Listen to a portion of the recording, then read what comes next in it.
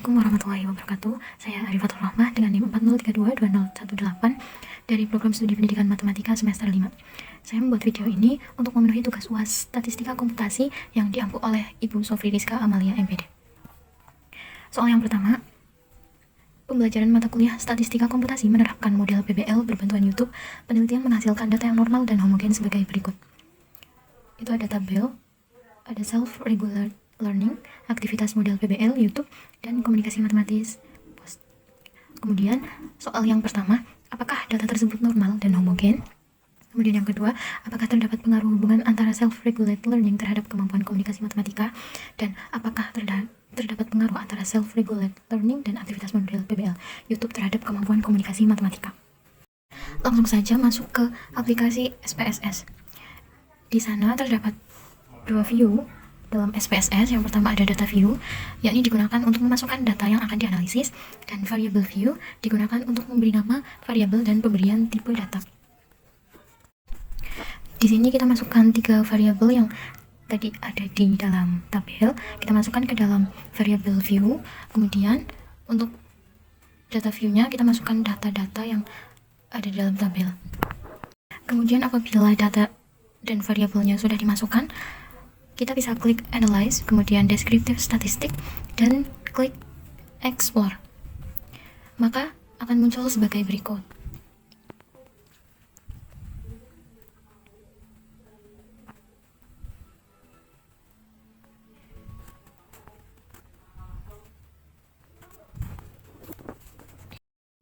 Nah, dari data tersebut, kita dapat menyimpulkan yang pertama, kita menggunakan uji korelasi. Apakah terdapat pengaruh hubungan antara self-regulate learning terhadap kemampuan komunikasi matematika?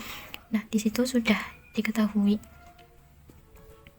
Kemudian hipotesisnya H0, beta sama dengan 0, tidak ada pengaruh hubungan antara self-regulate learning terhadap kemampuan komunikasi matematika, dan H1, beta tidak sama dengan 0, itu berarti ada pengaruh hubungan antara self-regulate learning terhadap kemampuan komunikasi matematika. Kemudian kriterianya, H0 ditolak jika signifikan kurang dari A, dan outputnya signifikan 0,000 kurang dari 0,05.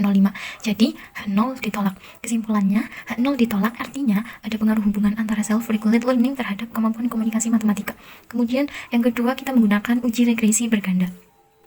Apakah terdapat pengaruh antara self-regulate learning dan aktivitas model PBL YouTube terhadap kemampuan komunikasi matematika? Di situ sudah diketahui. Kemudian hipotesisnya H0, beta sama dengan 0, itu berarti tidak ada pengaruh antara self-regulate learning dan aktivitas model PBL terhadap kemampuan komunikasi matematika.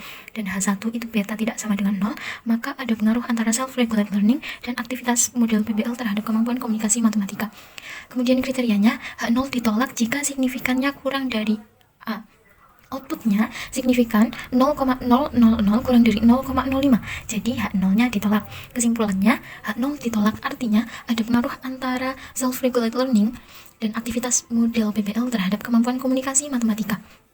Nah, kemudian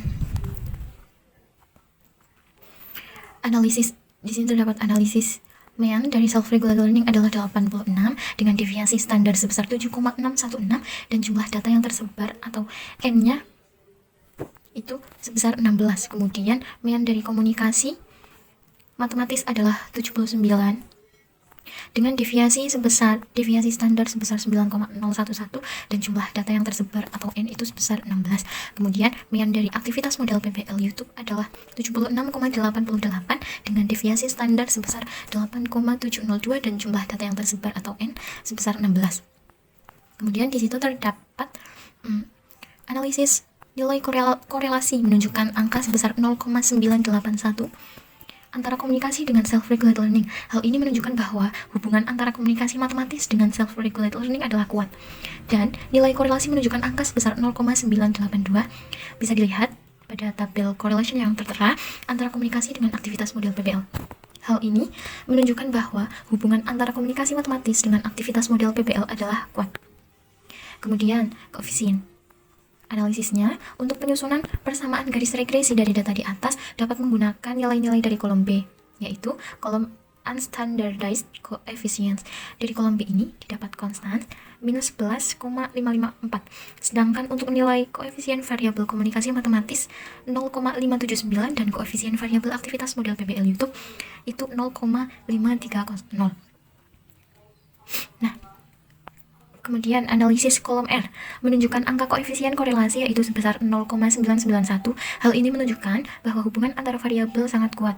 Dan kolom R square yaitu 0,983 merupakan kuadrat dari nilai korelasi R square, juga disebut korelasi koefisien determinasi. Hal ini berarti bahwa antara self-regular learning terhadap kemampuan komunikasi matematis dapat menjelaskan aktivitas model PBL YouTube sebesar 98,3% dan 1,7% dipengaruhi oleh sebab-sebab lain.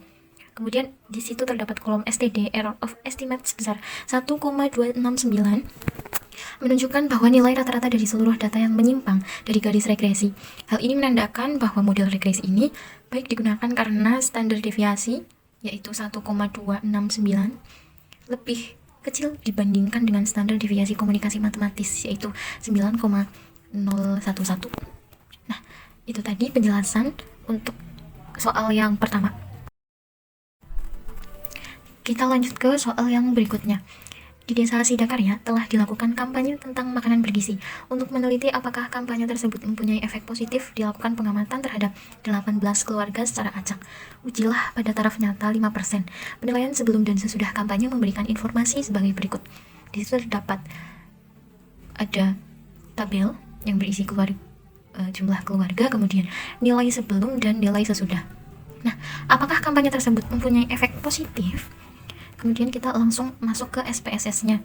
Seperti tadi, kita masuk ke variabel view, kita masukkan 3 variabel yang tadi yaitu ada keluarga, nilai sebelum, dan nilai sesudah. Kemudian setelah itu, kita ke data view, dan kita masukkan data-data dari ketiga variabel tersebut. Nah, teman-teman, jadi untuk mengetahui, kita itu dapat menggunakan uji non-parametric Wilcoxon. Nah, untuk hasilnya, ini.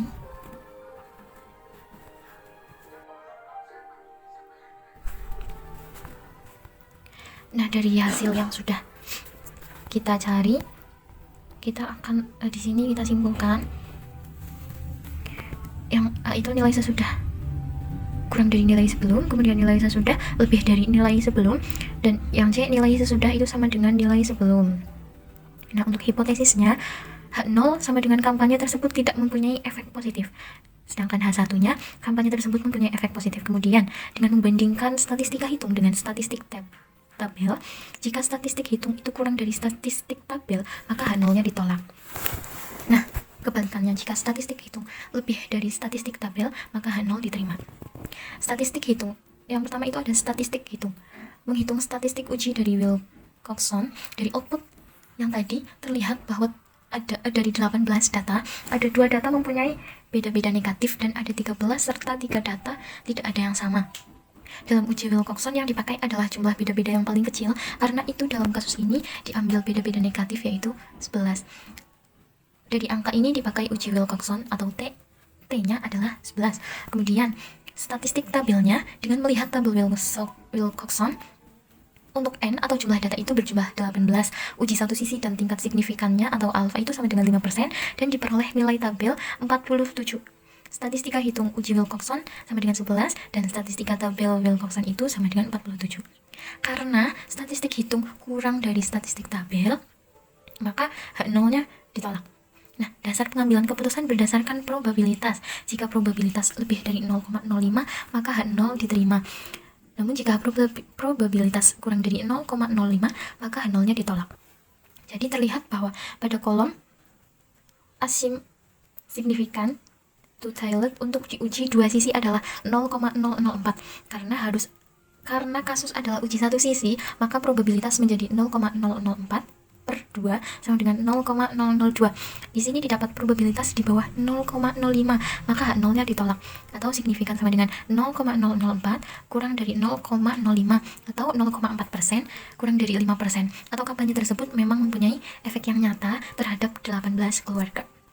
Nah, itu tadi teman-teman pembahasan soal UAS mata kuliah Statistika Komputasi yang dapat saya jelaskan. Apabila banyak kekurangan dan kesalahan, Mohon dimaafkan. Saya akhiri. Wassalamualaikum warahmatullahi wabarakatuh.